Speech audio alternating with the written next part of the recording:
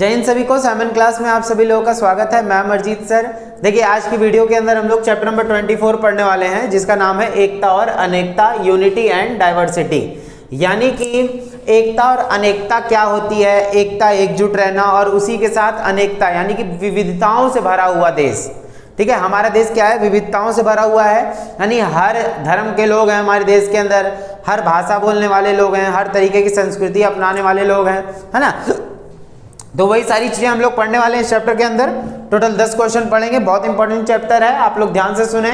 इससे पहले मैंने 23 चैप्टर अपलोड कर दिए हैं, वो जाकर आप लोग बढ़िया तरीके से चैनल की प्लेलिस्ट में देख सकते हैं। आगे बात समझ में। चलिए आज के टॉपिक स्टार्ट करते हैं, आज के क्वेश्चन स्टार्ट करते हैं। बहुत ज़्यादा इंपॉर्टेंट है और बहुत ईजी भी है, इंटरेस्टिंग भी है, तो साथ साथ बने रहना। और अगर वीडियो अच्छी लगती है आप लोग को तो प्लीज़ चैनल को सब्सक्राइब और वीडियो को लाइक जरूर कर दें आप लोग। ठीक है, सबसे पहला जो हमारा क्वेश्चन है वो है 4 आश्रम कौन से हैं। 4 आश्रम यानी कि हिस्ट्री में भी हमने पढ़े थे और इससे पहले वाले चैप्टर के अंदर भी हमने ये क्वेश्चन पढ़े थे अच्छे तरीके से। तो 4 आश्रम कौन से होते हैं, क्या होते हैं, वो सारी चीज़ जानिए जरा आप लोग। देखिए तो 4 आश्रम किसे कहा जाता है।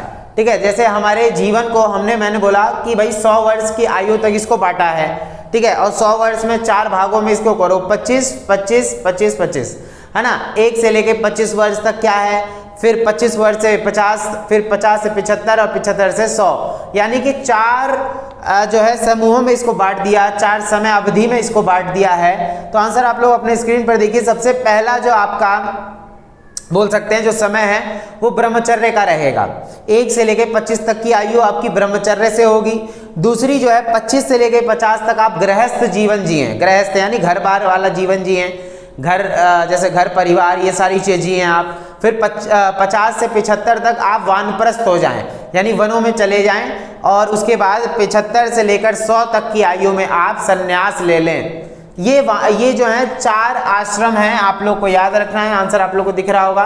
ठीक है, 4 आश्रम आप लोग को बढ़िया तरीके से याद रखना है। इससे रिलेटेड क्वेश्चन पूछ लेता है और फिर आपको इस पे बना के जो है लिख देना है। आगे बात समझ में। चलिए आंसर में जाइए यहाँ से। तो इस तरीके से हमें पहला क्वेश्चन करना है। दूसरा क्वेश्चन है परंपराओं का निर्वाह किस रूप में किया जाता है। पहले छोटे छोटे क्वेश्चन करेंगे फिर बड़े क्वेश्चन करेंगे, ठीक है ना।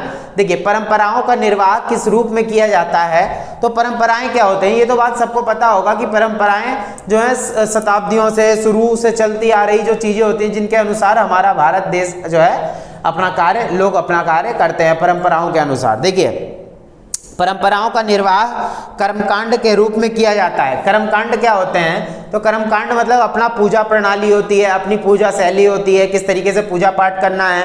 हरी बात समझ में। कर्मकांड यानी हवन वगैरह हो गया, ये सारी चीजें जो हैं आप इसके अंदर देखते हैं। तो परंपराओं का निर्वाह किस रूप में किया जाता है, परंपराओं का निर्वाह कर्मकांड के रूप में, यानी कि किस तरीके का हम कार्य कर रहे हैं अपने धर्म में रहते हुए, वो कर्मकांड कहलाता है। यही तो परंपराओं का निर्वाह कर रहा है, यही तो शुरू से अब तक परंपराएं जो चल रही हैं इन्हीं के माध्यम से ही चल रही हैं। आगे बात समझ में। जैसे शादी ब्याह में हवन ववन होता है, तो पंडित जी बैठते हैं, अग्नि के साथ फेरे होते हैं, वैसे अलग अलग धर्मों में अलग अलग परंपराओं के हिसाब से सारी चीजें होती है। चलिए जाइए, तो ये चीज हमें याद रखनी है। ठीक है, छोटे छोटे क्वेश्चन करेंगे फिर बड़े क्वेश्चन करेंगे। चलिए मोस्ट इंपॉर्टेंट क्वेश्चन आ गया।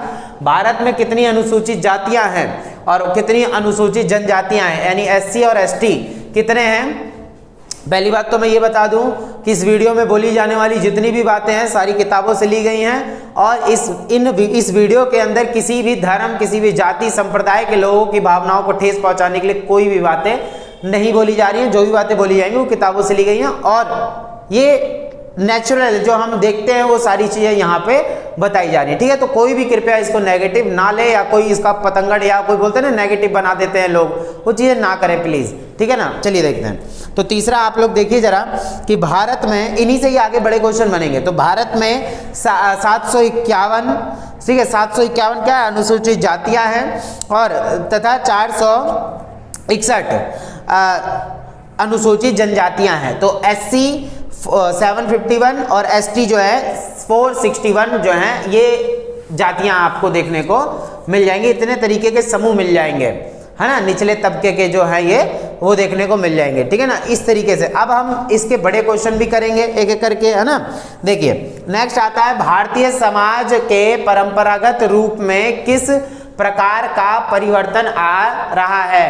तो भारतीय समाज के परंपरागत रूप में किस प्रकार का परिवर्तन आ रहा है। तो देखिए जरा नए नए तरीके के लोग जुड़ते जा रहे हैं। देखिए भारतीय समाज को एक परंपरा और आध्यात्मिकता पर आधारित समाज के रूप में प्रस्तुत किया गया है, ये तो हम जानते हैं। हमारे भारत के अंदर ये सारी चीजें प्रस्तुत की गई है किस रूप में, अलग अलग रूपों में, और इनमें भौतिक उन्नति को कम महत्व दिया गया है। वर्तमान में स्थिति तीव्र गति से परिवर्तित हो रही है। यानी अगर वर्तमान देखा जाए, पहले क्या है, भौतिक चीजों को कम आंका जाता था, लेकिन आज भौतिक चीजों को ज्यादा से ज्यादा देखा जा रहा है, ठीक है ना। और इसमें बोला गया वर्तमान में स्थिति तीव्र गति से परिवर्तित हो रही है, यानी लोग अलग अलग चीजें अपनाते जा रहे हैं, अलग अलग परंपराएं, अलग अलग समुदाय के लोग अलग अलग चीजों को अपनाते चले जा रहे हैं। वस्तुएं तीव्र गति से परिवर्तित हो रही हैं, वस्तुएं तक परिवर्तित हो रही हैं। जो आज हम लोग कपड़े लत्ते पहनते हैं, पहले कुछ और पहनते थे, अब कुछ और पहन रहे हैं, ये आने वाले टाइम पे कुछ और पहनेंगे। जैसे पहले के टाइम पे लोग फटा हुआ कपड़ा बिल्कुल नहीं पहनना चाहते थे, जैसे पैंट हो गई, ऐसे आजकल बिल्कुल अलग अलग चीथड़ा उड़ा रहता है पैंट वैंट का, शर्ट वर्ट का, सब फैशन के तौर पे पहन लेते हैं। लेकिन पहले इन सारी चीज़ों कोई पूछता तक नहीं था, आगे बात समझ। लेकिन आज ट्रेंड बनाया है इनका कि हाँ हम लोग इस तरीके का यूज़ करेंगे, ऐसा करेंगे ना। तो ये चीज़ है, आज हम प्रजातांत्रिक, धर्मनिरपेक्ष तथा आधुनिक राष्ट्र के रूप में निरंतर अग्रसर हो रहे हैं। आज हम क्या हैं, बहुत सारी चीज़ों को अपना के समेट के रखे हुए हैं। जैसे हमारा देश जो है संप्रदाय से भरा हुआ है, अलग अलग संप्रदाय के लोग हैं, अलग अलग जाति उपजाति, अलग अलग धर्म के लोग भरे हुए हैं हमारे भारत देश में, भाषा तरीके के लोग। तो हिंदू जीवन पद्धति में एक और सहनशीलता, अहिंसा जैसे विचारों ने राष्ट्र को वर्तमान स्वरूप दिया है। यानी कि आज हम अहिंसावादी रहेंगे, लड़ाई झगड़ा नहीं करेंगे। पहले के टाइम पे क्या था, राजा महाराज सिर्फ लड़ाई पर उतारू रहते थे, लड़ के जीतना है कोई भी चीज। लेकिन पहले, अब के टाइम पे ऐसा उतना कुछ भी नहीं है। आगे बात समझ में, तो ये चीज याद रखना, अहिंसा जैसे विचारों ने राष्ट्र को वर्तमान स्वरूप दिया है। दूसरी ओर विभिन्न धर्मों जैसे इस्लाम, ईसाई, पश्चात्य समाज यानी जो पश्चिमी सभ्यता है वो आई है भारत के अंदर, अमेरिका वाली, और समाज के प्रभाव के बावजूद भारतीय जीवन पद्धति निरंतर रूप से चली आ रही है। यानी कि आज डे बाय डे ये सारी चीजें जो है परिवर्तित होती हुई नजर आ रही हैं। आगे बात समझ में, तो भारत क्या है, एकता में अनेकता है, एकता समेटे हुए और उसके साथ साथ बहुत सारे लोगों को अपने अंदर रखे हुए है। तो ये एकता में अनेकता आपको देखने को मिल जाएगी। चलिए आंसर समझ जाइए यहाँ से, ठीक है। उसके बाद आता है नेक्स्ट क्वेश्चन हमारा कि हिंदू परंपरा पर इस्लाम के पड़ने वाले प्रभावों का वर्णन कीजिए। आंसर आप लोग अपने स्क्रीन पर देखें, क्या है, हिंदू परंपराओं पर इस्लाम के पड़ने वाले प्रभावों का वर्णन करें। यानी हिंदू परंपराओं पर इस्लाम का क्या प्रभाव पड़ा है, ये चीज हमें याद रखनी है। क्योंकि याद रखिएगा शुरू में इस जो स्टार्टिंग हुई थी वो हिंदू सनातन धर्म से हुई थी, बाद में अन्य संप्रदाय के लोग आते गए, रसूल आते गए, पैगंबर आए, और इसी तरीके के ईसा मसीह आए, बौद्ध महात्मा बुद्ध आए, जैन के महावीर जैन आए, इन्होंने अपना अपना धर्म जो है प्रचलन में लेकर आए। तो मध्यकाल में ही इस्लाम ने भारतीय संस्कृति में प्रवेश किया। भारत के अंदर 712 ईस्वी में जो है इस्लाम का उदय हुआ था, ये हम जानते हैं, ठीक है ना। देखिए, और विश्व में 612 ईस्वी में पैगंबर मोहम्मद साहिब ने जो है इसका निर्माण किया था। बंगाल, लखनऊ, हैदराबाद, इन जगहों पे ज़्यादा इस्लामिक लोग देखने को मिलेंगे, मुसलमान लोग। तो शहरों के अतिरिक्त अन्य स्थान पर भी मुस्लिम संस्कृति तथा भारतीय परंपराओं में अच्छा मेलजोल हुआ है। और हिंदू परंपराओं पर पड़े इस्लाम के प्रभाव को 3 स्तरों पर देखा गया है। यानी कि इस्लाम को 3 स्तरों पर देखा गया है। जैसे देखिए कि मुस्लिम प्रशासन के समय पड़ने वाले प्रभाव, जैसे हमारे यहाँ मुगलों का शासन था, अकबर वगैरह का शासन था, पहले ये सब इस्लामिक थे, है ना। इन सारी चीज़ों को याद रखना है। तो उसके बाद ब्रिटिश प्रशासन काल में पड़ने वाले प्रभाव, उसके बाद कौन आए थे, ब्रिटिश आए थे। पहले मुगलों का शासन था, फिर ब्रिटिशों का शासन हुआ हमारे ऊपर, ठीक है। फिर उसके बाद 1930 से 1947 के बीच पड़ने वाले प्रभाव, यानी ये अलग एक प्रभाव देखने को मिलेगा। तो प्रथम में क्या बोल रखा है, इन प्रभावों ने संघर्ष और तनाव को बढ़ाया। याद रखिएगा, ये जितने भी हमारे ऊपर इन्होंने वर्चस्व किया, इन्होंने क्या करा, अपना प्रभाव छोड़ के गए, ठीक है, और तनाव बढ़ाया। और कुछ समय उपरांत सांस्कृतिक अनुकूलन को जन्म दिया। इन्होंने क्या करा, सांस्कृतिक अनुकूलन को जन्म दिया, यानी नई नई संस्कृतियां यहाँ पे लोग अपनाते चले जा रहे थे, ठीक है ना।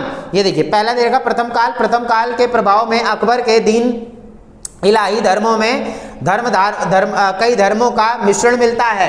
यानी याद रखिएगा, अकबर ही एक ऐसे शासक थे इस्लाम के अंदर जिन्होंने अपने यहाँ सबको जगह दे रखी थी, हिंदुओं, मुसलमानों, राजपूतों, सबको जगह दे रखी थी। इसने जो है राष्ट्र एकीकरण को प्रोत्साहित किया था। फिर उसके बाद दूसरा काल आता है ब्रिटिश काल वाला, यानी मुगलों के बाद कौन आया था? ब्रिटिश आए थे। याद रखिएगा, ब्रिटिश काल में अनेक सामाजिक सुधार हुए जिन्होंने हिंदुओं को प्रभावित किया। इस्लाम का प्रभाव कम हो गया था और धीरे धीरे इस्लाम की परंपरा राजनीतिक की ओर मोड़ लेने लग गई। यानी अब जो इस्लामिक चीजें हैं, या बोल सकते हैं इस्लामिक लोग थे, मुसलमान लोग थे, वो राजनीति में भी आने शुरू हो गए थे। ये बात आ गई समझ में? ये ब्रिटिशों के काल में हुआ, ये ज्यादातर देखने को मिला।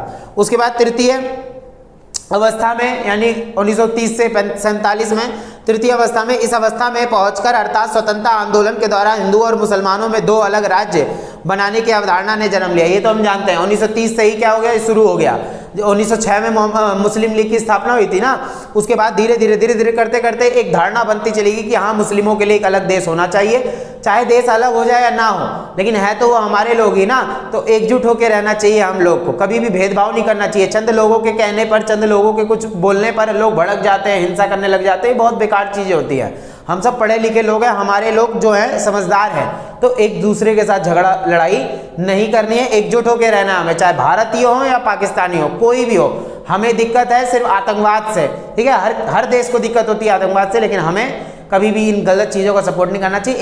एक दूसरे के साथ मिलजुल कर अवश्य रहना जरूर चाहिए, ठीक है। देखिए, तो इस बोला गया है राज्य बनने की अवधारणा ने जन्म लिया, परिणाम स्वरूप पाकिस्तान का अस्तित्व सामने आया। इसी वजह से जो है पाकिस्तान एक नया देश बनकर हमारे सामने उभरा था 1947 में, ठीक है। 14 और 15 अगस्त की मध्यरात्रि को हमारा देश आज़ाद हुआ था जिस टाइम। चलिए आंसर में जाइए यहाँ से, इस तरीके का हम क्वेश्चन कर लेंगे, ठीक है। उसके बाद देखिए जरा कौन सा क्वेश्चन आ रहा है। नेक्स्ट क्वेश्चन है, भारत में धार्मिक विविधता को स्पष्ट करें। देखिए, भारत के अंदर धार्मिक विविधता है, ये तो हम जानते हैं। क्यों? क्योंकि देखिए भारत के अंदर क्या है, बहुत तरीके के अलग अलग प्रकार के लोग रहते हैं। किसके अंदर? भारत के अंदर। तो देखिए जरा कैसे होगा कि भारत में जो है धार्मिक विविधता है, यहाँ 8 बहुत बड़े धार्मिक समुदाय हैं। जैसे जनसंख्या की दृष्टि से हिंदू बहुसंख्यक है, सबसे ज़्यादा कौन है भारत के अंदर? हिंदुओं की संख्या 83% हिंदू मिल जाते हैं। इनमें इनके बाद आते हैं मुस्लिम, 11.8%, 11.8% जो है ये मुसलमान हैं। ईसाई उसके बाद 2.6% हैं, सिख उसी के बाद 2% है, और बौद्ध 0.7%, जैन जो है 0.4%, और पारसी आते हैं फिर उसके बाद 0.3%, और यहूदी हैं फिर 0.1%, और कुछ आदिवासी समुदायों के अपने स्वयं के धर्म हैं, इनके अपने देवी देवता और कर्मकांड हैं। हिंदू विभिन्न देवी देवताओं की पूजा करते हैं और स्थूल रूप में उपासना करते हैं, यानी कि मूर्त तौर पे जो है भगवान की पूजा वगैरह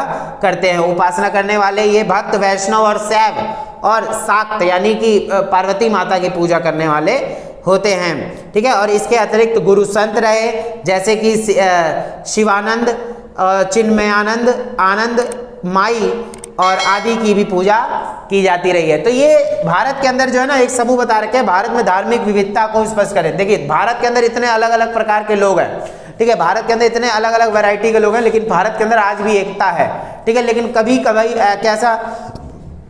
ऐसा होता है देश के अंदर कि कुछ चंद लोगों को भड़काते हैं और फिर उसके बाद दंगा फसाद जो आजकल देश के अंदर हो ही रहा है, ये हम जानते ही हैं। आगे बात समझ में, तो एकजुट होकर रहें, प्यार मोहब्बत से रहें, लड़ाई झगड़ा ना करें। आगे बात समझ में, ये चीज याद रखना है, ठीक है ना। चलिए उसके बाद जो है इसमें देखिए विविधता में एकता से आप क्या समझते हैं? विविधता में एकता क्या है भाई? तो देखिए विविधता में एकता, नाम से ही पता लग रहा होगा हमारे भारत देश के अंदर विविधता है, अलग अलग वैरायटी के लोग हैं, फिर भी आज एकता है देश के अंदर, ठीक है। आंसर देखिए, तो सिंपल सी बात है, विविधता में एकता क्या है? यूनिटी ऑफ डाइवर्सिटी, यानी कि यूनिटी इन डाइवर्सिटी, जो हमारा चैप्टर ही है यही हम पढ़ रहे हैं। देखिए भारत में प्रजाति, धर्म, भाषा, जाति और संस्कृति की विविधता है। समाजशास्त्रियों का मत है कि भारत की एकता राजनीतिक, भौगोलिक और सांस्कृतिक है। राजनीतिक भी है, भौगोलिक भी, बनावट भी और सांस्कृतिक भी, अलग अलग प्रकार के लोग हमारे यहाँ देखने को मिल जाएंगे। विविधता विद्यमान है, लेकिन इसके साथ ही भारत की संस्कृति मुख्य धारा भी विद्यमान है। भारत के अंदर क्या है? मुख्य धारा भी विद्यमान है।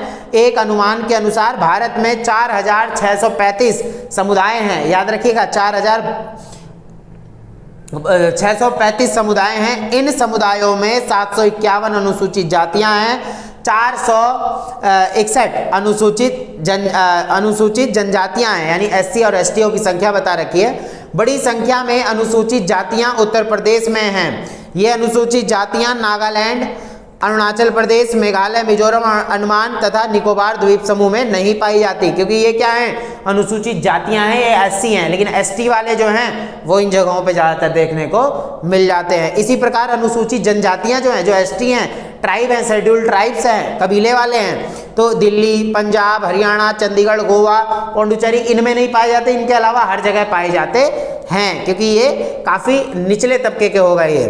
ठीक है, हमें कोई मतलब नहीं है कोई निचले का हो या उचले का हो, हमें कोई मतलब नहीं है उससे, हमें सिर्फ मतलब है उनके बुद्धि से, उनके विवेक से। आ रही बात समझ में, वो कितना पढ़ा लिखा है, कितना समझदार है, कितना अच्छा है, दिल का अच्छा है, हमारे लिए वो मैटर करता है, हमारे लिए कोई भी जात ये सारी चीज़ें मैटर नहीं करती। ठीक है ना, देखिए तो उसके बाद बोला गया हरियाणा, चंडीगढ़, गोवा, पौंडुचेरी में नहीं मिलते। उपरोक्त विवरण से यह स्पष्ट है कि भारत के सभी राज्यों में बहुत बड़ी सीमा तक विविधता विद्वान है। इससे सिर्फ ये पता लगता है भारत के अंदर हर तरीके के लोग रहते हैं। सिंधु घाटी सभ्यता विश्व की सर्वाधिक प्राचीन व जानी पहचानी सभ्यताओं में से एक है, ये तो सब जानते हैं। आज से 4000 साढ़े 4000 साल पुरानी सभ्यताएं हैं ये। देश के विभाजन के परिणाम स्वरूप इस सभ्यता का एक भाग पाकिस्तान में भी है। सिंधु घाटी में भौतिक संस्कृति के अतिरिक्त अनेक प्रकार की कलाएं तथा कारीगरी मिलती है। याद रखिएगा, हड़प्पा सभ्यता में क्या है, बहुत तरीके के विविधता के लोग भी रहते थे, लेकिन मिलजुल कर रहते थे, कोई लड़ाई झगड़ा नहीं करते थे। उनमें पानी निकासी की उपयुक्त व्यवस्था थी, बंदरगाह से जुड़े हुए शहर थे, कृषि थी और धार्मिक संगठन की व्यवस्था भी थी। इस सभ्यता की अपनी लिपि थी, जिसको समझना अभी तक संभव नहीं हो सका है, क्योंकि हड़प्पा सभ्यता की लिपि वर्णमालीय ना होकर चित्रात्मक थी, इसलिए आज तक हम उसको पढ़ नहीं सके हैं। आगे बात समझ में, ये है भारत के अंदर विविधता में एकता। ठीक है ना, चलिए आंसर समझ जाइए यहाँ से, ये चीज हमें याद रखनी है। ठीक है ना, देखिए अब आता है उसके बाद धर्म के अर्थ में भारत में कौन सी विविधताएं हैं, ये इंपॉर्टेंट है, मैं लिखूंगा। ये 3 क्वेश्चन आप लोग को बहुत अच्छे तरीके से समझना है, क्योंकि इन्हीं से ही क्वेश्चन पूछा जाएगा अगर पूछेगा इस चैप्टर से। तो आगे बात समझ में, देखिए जरा ध्यान सुनिएगा, क्या बोला धर्म के अर्थ में, क्या बोला गया, धर्म के अर्थ में भारत में कौन सी विभिन्नताएं हैं। तो धर्म के अर्थ में क्या दे रखा है चीजें, पहला देखिए आप लोग कि बहुधार्मिक देश, क्या बोला जा रहा है, मल्टी रिलीजियस कंट्री। भारत एक बहुधार्मिक देश है, बहुत सारे धर्म के लोग यहाँ रहते हैं। प्रमुख धार्मिक समुदाय क्या हैं, देश में 8 प्रमुख धार्मिक समुदाय पाए जाते हैं। जनसंख्या की दृष्टि में हिंदू जो है 83%, जो मैंने आप लोग को बताया, और जो आपको दिख ही रहा होगा सारा चार्ट मैंने सामने रखा हुआ है, तो इस हिंदू से लेकर इस नीचे यहूदी तक आपको 0.1% तक देखने को मिल जाएगा। हिंदुओं की संख्या सबसे ज़्यादा है, जिनमें 83% बताया जाता है। इन 8 धर्मों के अतिरिक्त कुछ अन्य जनजातीय समुदाय हैं के अपने अपने अलग धर्म हैं, उनके अपने देवी देवता हैं, जो मैं ऑलरेडी आप लोगों को बता चुका हूँ, हिंदू, सिख, बौद्ध, और उसके बाद ये अलग अलग धर्म के लोग हैं। जबकि इस्लाम, ईसाईयत और पारसी धर्म और यहूदी धर्म बाहर से आए हैं। याद रखिएगा, हिंदू, सिख, बौद्ध ये सारे धर्म क्या हैं, हमारे यहीं के हैं, जैन भी है, लेकिन जो बाकी धर्म हो गए जैसे यहूदी, इस्लाम, ईसाईयत और ये आपके पारसी, ये सारे धर्म जो हैं बाहर से आए हुए हैं भारत के अंदर, ये आप लोग को याद रखना है। तो हिंदू धर्म की बात करें, हिंदू धर्म में जैसे देवी देवताओं में किसकी पूजा की जाती है, वैष्णव, शिव और शक्ति, यानी कि माता पार्वती, काली, इन माताओं की पूजा की जाती है। इस्लाम में जो है अलग अलग संप्रदाय के लोग इस्लाम में मिल जाते हैं। भारत के अंदर जो हिंदू वर्ग है, हिंदुओं के अंदर भी बहुत सारी जो है जातियाँ बांट रखी हैं, ऊपर से नीचे तक बहुत सारी जातियाँ हैं। इसी के आधार पर हमारे देश में भेदभाव होता रहता है, लेकिन हमें उन भेदभावों पर नहीं जाना है। आपको किस चीज़ पर क्या चीज़ देखनी है कि कौन इंसान कितना पढ़ा लिखा है, कौन इंसान कितना अच्छा है, इंसानियत के तौर पे आप समझें ये सारी चीज़ें। ठीक है, मुसलमान देखो, मुसलमानों के 2 प्रमुख संप्रदाय हैं, जैसे शिया और सुन्नी। तो भारत में सुन्नी अधिक संख्या में है। ठीक है, ये चीज़। और ईसाई की अगर बात करें तो इनमें भी कैथोलिक और प्रोटेस्टेंट होते हैं। ठीक है, तो ये चीज़ हो गया। उसके बाद है बौद्ध में हीनयान और महायान होते हैं, जैन में श्वेतांबर और दिगंबर होते हैं, पिछले चैप्टर में मैंने अच्छे से पढ़ाया था ये। ठीक है, उसके बाद पारसी और यहूदी आते हैं, फिर सिख धर्म आते हैं। सिख धर्म के अंदर भगवान जो मतलब इनके जो प्रमुख गुरु हैं वो नानक जी हैं। ठीक है, तो ये चीज़ हमें याद रखना है, गुरु नानक जी हैं, उनकी पूजा वगैरह ये सब करते रहते हैं। ठीक है, ये चीज़ आप लोग को याद रखनी है। चलिए आंसर मेरा जाइए यहाँ से। तो ये बहुत इजी क्वेश्चन है, इसलिए मैंने क्वेश्चन आप लोग के आंसर आप लोग के सामने रखा, बाकी अच्छे से आप लोग इसको समझ सकते हैं। बस संख्या याद रखें, फिर लिखना शुरू कर दे, क्योंकि भारत एकता में अनेकता है। ठीक बात। चलिए उसके बाद आता है भारत में जाति की दृष्टि से विविधताओं का वर्णन कीजिए। जाति की दृष्टि से, धर्म की बात नहीं हो रही, यहाँ जातियों की बात हो रही है। ये अपने स्क्रीन पर कि भारत में देखिए जातिगत विविधता, भारत में जाति प्रणाली बड़ी विशिष्ट है। यह मूल रूप से हिंदुओं में प्रचलित है। यह वैदिक काल में ईसा पूर्व 1500 ईसा पूर्व से 1000 ईसा पूर्व तक वर्ण व्यवस्था से के प्रारंभ में हुई थी। आपको पता होगा आर्य लोग आए थे 1500 ईसा पूर्व में, जब हड़प्पा सभ्यता खत्म हुई थी उसके आसपास ही आर्य लोग आए थे, ठीक है ना। ये चीज याद रखना, मध्य एशिया से। तो उसी टाइम पे ये सारी चीजें प्रारंभ हुई थी, जातिगत भेदभाव वगैरह सब कुछ शुरू हो गया था। ब्राह्मण, क्षत्रिय, वैश्य, शूद्र ये शुरू हुआ था। 4 स्तर वाला एक यह वर्गीकरण प्रारंभ में व्यवसाय से जुड़ा हुआ था, यानी इनके आधार पर सबको काम दिए गए थे। ब्राह्मणों के अलग काम, क्षत्रियों के अलग काम, वैश्यों के अलग काम, शूद्रों के अलग काम, ये सब बांटा हुआ था। ये चीज याद रखना है। उसके बाद क्या था कि आधार अगर देखा जाए तो चारों स्तर पर पवित्र और तथा अपवित्र में बांटे गए थे। कौन? ऊपर वाले पवित्र होंगे, नीचे वाले अपवित्र होंगे। आधार क्या है? पवित्र अपवित्र की अवधारणा वर्ण व्यवस्था के आधार रहे हैं और जीवन के तमाम क्षेत्रों जैसे व्यवसाय, खान पान, आदतों, वस्त्र, भाषा, ये सब इन चीज़ों पे लागू हो जाती थी। अस्पृश्यता भी लागू कर रखी थी कि भाई अगर जो भी निम्न जाति का है, जो भी नीचे वर्ण का है, वर्ग का हो, वो मंदिरों में नहीं जाएगा, पूजा पाठ नहीं करेगा, अस्पृश्य कहलाए जाएंगे। ये जो ब्राह्मण थे उस टाइम पे, ये जो संस्कृत भाषा नहीं बोलते थे, उनको जो है मलेच्छ कह के पुकारते थे, अलग अलग नामों से पुकारा जाता था, घृणा की दृष्टि से देखा जाता था। लेकिन अच्छा हुआ आज ये सारी चीज़ें बहुत ज़्यादा हद तक खत्म भी हुई हैं, ठीक है। उसके बाद जजमानी प्रथा आती थी। जजमानी प्रथा में क्या है, जरा ध्यान से सुनिएगा। जजमानी प्रथा क्या है? जाति प्रणाली ने आर्थिक सहयोग की एक सहयोग व्यवस्था को जन्म दिया है और जजमानी व्यवस्था ने सामाजिक व्यवस्था को बनाया। इससे विभिन्न जातियों के बीच विभिन्न वस्तुओं तथा सेवाओं का विनिमय संभव हुआ। जजमानी संरक्षण और संरक्षित के संबंध में पर आधारित है। जजमानी व्यवस्था क्या होती है? इसमें क्या है, जाति के आधार पर आप लोगों को जो बांटा गया उसमें काम भी सौंप दिया गया। काम के आधार पर हर कोई एक दूसरे से व्यापार अब कर सकता था जजमानी व्यवस्था में। संरक्षण को जजमान कहा जाता था, संरक्षक को, जो भी इसका बचाव करता था, जातियों का बचाव कर रहा है, कोई भेदभाव उतना नहीं होने दे रहा, अब व्यापार चल रहा है, उसको बचाव करने वाले को जजमान कहा जाता था। और जो कि आर्थिक दृष्टि से संपन्न कोई जमींदार होता था, कोई पैसे वाला भी जजमान बन सकता था।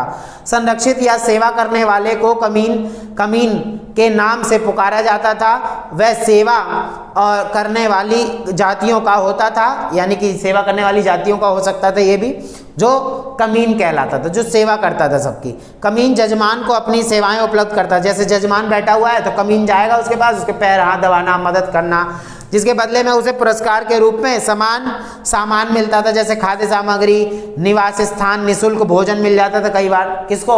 जो जजमान था वो किसको देता था? जो है कमीन को। किसको देता था? कमीन को। कमीन क्योंकि सेवा करता था। उसके बाद बोला गया बाजार और मुद्रा पर आधारित अर्थव्यवस्था के कारण अब जजमानी प्रथा धीरे धीरे लुप्त होती जा रही है। आज के टाइम पर जजमानी व्यवस्था खत्म हो गई है क्योंकि आज बाजार है, लेन देन चलता, ऑन द स्पॉट पैसा दिया सामान ले लिया, हर चीज़ खरीद लो, आज पैसा है। तो इसलिए बोला जाता है पढ़ लिख कर आगे बढ़े आप लोग, ठीक है, कमाए धमाए अच्छे ज़िंदगी जीते रहें अपनी, ठीक है ना, लापरवाही नहीं।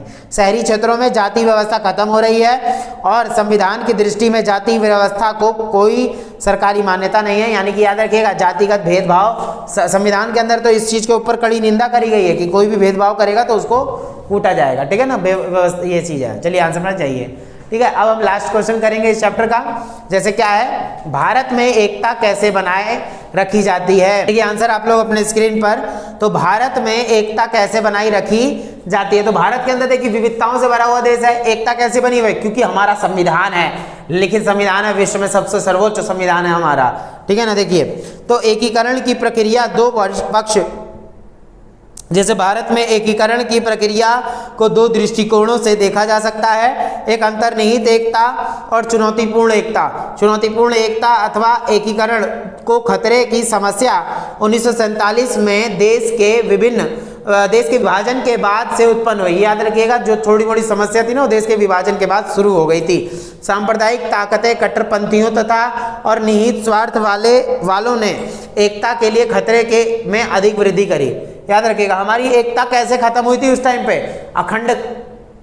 भारत को खंडित कब किया गया था? 1947 में किया गया था। और आज भी बहुत से लोग कोशिश करते हैं कि हमारे अखंड भारत को फिर से खंडित कर दें। आगे बात समझ में, तो ये कुछ गद्दार लोग हैं। तो सांप्रदायिकता विभिन्न समुदायों के लोगों के बीच सहनशीलता की कमी और संदेह का परिणाम है। इस तरह की संघर्षात्मक स्थिति राष्ट्र निर्माण में सहयोगी नहीं होती। ये जो गलत चीजें हैं ना, वो राष्ट्र निर्माण में सहयोगी नहीं होती। राष्ट्र निर्माण में सहयोगी वो चीजें होती हैं अगर आप अपना मन मस्तिष्क को शांत रखें, सही रखें और देश के हित में काम करें। यह व्यवस्था ऐसी होती है जब हमें जन जागृति करनी होती है और उपयुक्त शिक्षा के कार्यक्रम चलाने होते हैं। तो एकता की आवश्यकता, हमें सिंपल सी बात, एकता की आवश्यकता क्यों है? क्योंकि हमारा देश बचा रहेगा। ये चीज हम सोच के खुद भी लिख सकते हैं, याद रखिएगा एग्जाम के अंदर। बाकी आंसर तो आप लोग के सामने ही है। तो इसमें क्या होता है, एकता की आवश्यकता क्यों है? ताकि हमारा देश बचा रहे, हमारा देश खंडित ना हो, अखंड रहे हमारा देश, एकजुट होकर लोग काम करें, ठीक है ना। और ये सारी चीजें जो है हमें याद रख लेनी है, ठीक है ना। जैसे क्या बोला गया, राष्ट्र निर्माण प्रक्रिया में एकता अपरिहार्य होती है और एकता का आशय सात्मीकरण से है। सात्मीकरण से तात्पर्य है मिश्रण होकर एक रूप हो जाना। जैसे सिक्कों को ऊंचे तापमान में गलाकर एक रूप दे दिया जाता है। मान के चलिए हमने बहुत सारा स्टील लिया हुआ है, अलग अलग टुकड़े हैं, कुछ भी एल्युमिनियम मान लीजिए, उसको हमने पिघला दिया, वो एक रूप ले लेगा, एकजुट हो जाएगा वो, ठीक है ना। बहुत सारे सोने के टुकड़े हैं, सोने के टुकड़े को पिघला दिया, वो एक सोना बन जाएगा, एक बड़ा बिस्किट भी बन सकता है। तो यही चीज है, हमारे देश में अलग अलग धर्म जात पात के लोग हैं, लेकिन हम क्या करते हैं, एकजुट होकर रहते हैं अपने देश के अंदर। आगे बात समझ में, ये चीज हमें याद रखनी है। तो ये तीनों अवधारणाएं पश्चिमी विचारधाराओं से आई हैं। इसका वर्णन निम्न प्रकार से है, जैसे हम लोग यहाँ देखेंगे अलग अलग चीजें, जैसे धातु पिघलाने की कुठाली। अब देखिए ये बात क्यों बोली गई है, ये आंसर आप लोग के सामने ही है, धातु पिघलाने की कुठाली। इसका सिर्फ एक एग्जाम्पल के तौर पे बोल रखा है। धातु पिघलाने की धारणा से संकेत मिलता है कि किसी एक खास क्षेत्र में एक दूसरे की परस्पर विरोधी संस्कृतियां स्वायत्त रूप से रहने को स्वतंत्र हैं। आज विश्व भर के लोग एकजुट होकर रह रहे हैं, वो हमारा पूरा विश्व है। आज देश भर में हमारे अलग अलग धर्म संप्रदाय के लोग हैं, समुदाय के लोग हैं, फिर भी आज हम लोग एकजुट होकर रह रहे हैं। तो इसको बोला गया है धातु पिघलाने की कुठाली, यानी कि कुठाली है जिसमें धातु पिघलाई जा रही है, वो धातु जो अलग अलग चीज अलग अलग है, आज वो एकजुट होकर रह रहे हैं, यानी कि वो पिघल कर एक हो गया। वही चीज बोली गई, एज ए एग्जाम्पल आप लोग इसको बना के लिख सकते हैं। हमारे देश को मिली जुली संस्कृति वाला देश भी कहा जाता है। उसके बाद है सांस्कृतिक विविधता की अवधारणा, यानी कि हमारे देश के अंदर क्या है, सांस्कृतिक विविधता है। आज हम लोग एकजुट होकर रह रहे हैं, मिलजुल कर रह रहे हैं। आरिवा समझ में, जैसे क्या बोला गया, सांस्कृतिक विविधता की अवधारणा सहअस्तित्व के विचार के आधार पर बनाई गई है। सहअस्तित्व मतलब क्या है, सबने एकजुट होकर रहना स्वीकार किया है, एकजुट रहना स्वीकार किया है। तो ये चीज हमें याद रखनी है।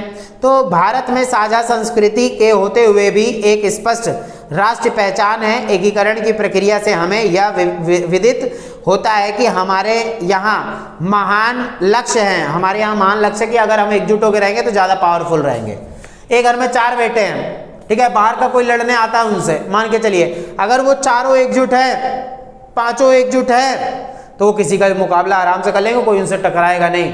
लेकिन अगर यही चारों अलग अलग घर में रहने लग जाए, अलग हो जाए, तो कोई भी आएगा उनको कूट के चला जाएगा।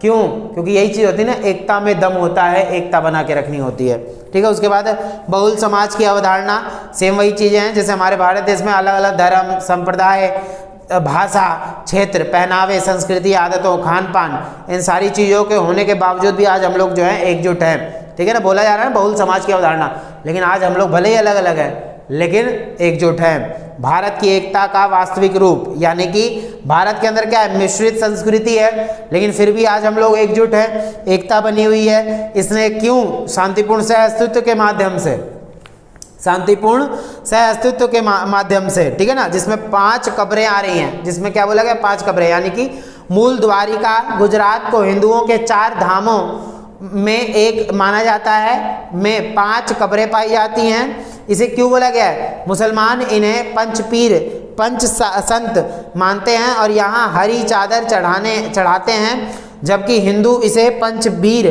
पीर 5 योद्धा मानते हैं और यहाँ पीली चादर चढ़ाते हैं। तो अलग अलग संप्रदाय के लोग हैं, अपना अलग अलग, देखिए एक ही जगह जा रहे हैं लेकिन अलग अलग तरीके से पूजा पाठ कर रहे हैं, लेकिन कोई भी झगड़ा एक दूसरे से नहीं है। उसके बाद है स्थानीय देवी देवता। हम लोग क्या करते हैं, अलग अलग देवी देवताओं के पास जाते हैं, जैसे गाँव में होते हैं, मुस्लिम के अलग अलग, मुस्लिमों में अलग भगवान की, मतलब उनके अल्लाह की पूजा की जाती है, इबादत की जाती है। वैसे हिंदुओं में अलग अलग देवी देवताओं की पूजा होती है ना। उसके बाद 4 धाम, जैसे आप लोगों को पता होगा, 4 धाम की यात्राएं करने जाते हैं देश के चार कोनों पर स्थित चार धाम अर्थात उत्तर में उत्तरांचल में जो स्थित बद्रीनाथ है, पश्चिम में गुजरात में द्वारिका है, दक्षिण में तमिलनाडु में रामेश्वर और पूर्व में उड़ीसा में पुरी है ना। इन जगहों के चार धाम की यात्रा सब चाहते हैं कि अपने जीवन में एक बार जरूर करें। उसके बाद आता है ज्योतिर्लिंग, यानी इसमें क्या है 12 ज्योतिर्लिंग हैं, जैसे आंध्र प्रदेश में तिरुपति, असम में कामाख्या और बिहार में गया, जम्मू में वैष्णो देवी, वैष्णो माता के दर्शन तो बहुत लोग करने गए होंगे, राजस्थान में पुष्कर। ऐसे ही अलग अलग जगहों पर श्रद्धालु जो है जाते हैं अलग अलग भगवान की पूजा करने के लिए, ठीक है ना। तो ये आपके सामने ही है आंसर, आप लोग इसको अच्छे तरीके से समझ सकते हैं, ठीक है। तो इसीलिए बोला जाता है भारत के अंदर क्या है, एकता में अनेकता है, भारत एकजुट होकर रहता है, ठीक है ना। भारत को कोई भी अलग तोड़ नहीं सकता जब तक हम लोग एकजुट है। इसीलिए बोला जाता है हिंदू मुस्लिम जो भी हैं सब आपस में एक दूसरे के साथ मिलजुल कर रहे हैं, प्लीज़ लड़ाई झगड़ा ना करें, ठीक है। ये बहुत गलत चीज़ होती है, आपकी वजह से आपके परिवार को भुगतना पड़ता है। तो इसलिए थोड़ा सा मेंटेलिटी रखें कि जो देश के अंदर जो गंदी हरकतें करते जा रहे हैं ना लोग, जलाना, मारना, पीटना, काटना एक दूसरे को, ये गंदी हरकतें दूर रखें आप लोग, गलत है ये सारी चीज़ें, ठीक है। मिलजुल कर रहें, प्यार मोहब्बत से रहें। चलिए, अगर आप लोग को आज की वीडियो अच्छी लगी हो तो प्लीज़ वीडियो को लाइक करें, चैनल को सब्सक्राइब आप लोग प्लीज़ कर लेना, ठीक है, जिससे कि आने वाली सारी वीडियो आप लोग को मिलती रहे। जैसे ही पॉलिटिकल ये सोशियोलॉजी का सिलेबस खत्म होगा मैं इंग्लिश हिंदी का भी शुरू कर दूंगा और पेंटिंग का भी जल्दी जल्दी इसका खत्म करवा दूंगा, ठीक है ना। आप लोग बस अपना प्यार साइमन क्लास को भर भर के देते रहें, ठीक है। मिलते हैं हम लोग नेक्स्ट वीडियो के अंदर। जय हिंद, जय भारत।